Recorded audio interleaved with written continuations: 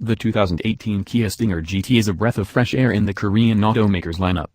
After years of building cheap and mostly forgettable appliances, Kia and Hyundai finally started to build truly solid products that no longer needed to be marketed as just a value proposition. Once the company finally got reliability, build quality and styling down, it really needed to focus on performance if it had any plans to be a fully rounded automaker. Hyundai is doing very much the same thing with cars like the new Veloster N. On paper, we should be comparing the Stinger GT to cars like the Dodge Charger.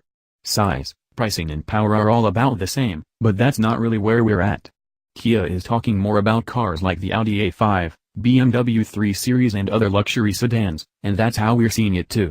It shows just where Kia is aiming with this car. The car we have this week is the Base GT, the lowest spec model available with the 365 horsepower twin-turbo V6. This is the same engine that's available in the Genesis G80 Sport. While the GT1 trim doesn't get things like a moonroof or a 720-watt stereo system, it's still pretty well equipped. You get heated leather seats, power front seats, a touchscreen infotainment system with Apple CarPlay and Android Auto, keyless entry and dual-zone climate control. Performance upgrades include Brembo brakes and 19-inch wheels with Michelin Pilot Sport 4 tires. Our car was wearing all seasons thanks to Old Man Winter. Associate Editor Joel Stockdale, ever since I attended the Stinger's debut in Detroit last year, I've been eager to drive one. On paper, it sounds bang on. It has aggressive, muscular styling inside and out, is only available in rear or all-wheel drive, and has a pair of potent turbo engines, either a 255 horsepower 4-cylinder or a 365 horsepower V6. Finally, this past week, I had the chance to drive a rear-drive GT with a twin-turbo V6, and it absolutely lived up to expectations. One of the first things that delighted me was the steering and handling. The helm is very quick and accurate, and the chassis feels light, communicative, and easy to manage. This was particularly helpful since, although I drove it on the one warm day in Detroit this winter, it was still wet and slippery outside. The engine is a charmer, too. It's not the best sounding thing in the world, and there is a bit of waiting on the turbos, but it packs some serious punch and makes on-ramps and highway passing something to look forward to. I hardly have any complaints with this thing. I deeply wish Kia would offer a manual, even on the 4-cylinder, and that's the big one, but it wouldn't be a deal breaker. Following that, I would say the interior might be the weakest point, since there are a lot of plastics about.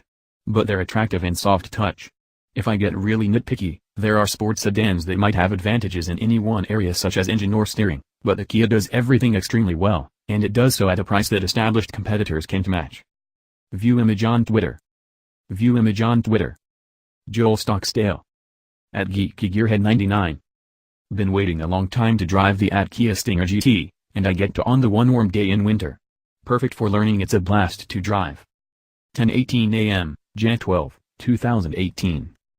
3 replies 12 retweets 72 likes. Twitter ads info and privacy. Associate Editor Reese Counts, like Joel, I've been interested in the Stinger GT for a long time. We all love performance cars, especially when they offer a lot for relatively little money. The Stinger GT was offering rear-wheel drive and a twin-turbo V6 packed into a roomy, stylish sedan for just under $40,000. I think everyone in the industry took note. The driving position is fantastic, though visibility, especially out the rear, is compromised a bit thanks to the styling. It doesn't move and feel like a car this big, unlike something like the Dodge Charger or Ford Taurus. The thin-rimmed steering wheel feels just right in your hands. The feedback is good, but not great. It's quick and weighted well, but sometimes I wish I was getting a bit more from the road. Maybe the standard summer tires would help. The suspension is firm without being harsh, something I was concerned about when I saw the 19-inch wheels. In the Kia Comfort mode, the Stinger GT feels a little lazy off the line. Switch things to Sport mode and it really comes alive. Power comes on smooth and low thanks to 2 turbos and a copious amount of torque. Joel didn't seem too hot on the exhaust note, but I think it sounds pretty decent for a V6. I like the 8-speed, too. Shifts are quick when they need to be and smooth most other times. Rear-wheel drive may not be the best for winter, but it is the most fun. It's not difficult to get the tail out, but it never feels out of control when you do. The interior is handsome and well designed, though many of the materials feel cheap. So what? In a car like this, I'm not expecting real wood or metal. Kia focused on performance first and design, and that's where the Stinger really shines.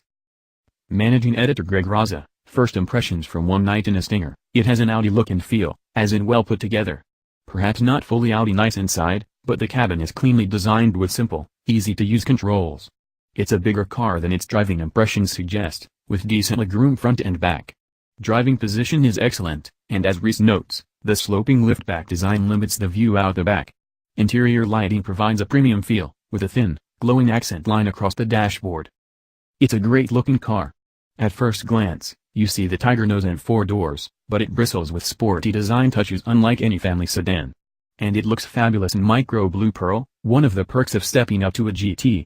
If you get the base car, you're limited to white, silver and black. An orange Stinger on the floor of the Detroit Auto Show is also sharp, but that's not yet on offer. The engine is well behaved with a light foot in traffic. But go to the paddles and open it up, and the Stinger lives up to its name. There is lag from the twin turbos, but they kick in with gusto. Reese, who has spent more time in the car, says sport mode mitigates the lag. The Brembo brakes are authoritative. Encountering a yellow light that normally would be hard to stop for, I decided to put the brakes to the test. They worked great. Luckily, the bottle of wine I'd bought as a gift, then had forgotten was in the passenger seat, survived its flight.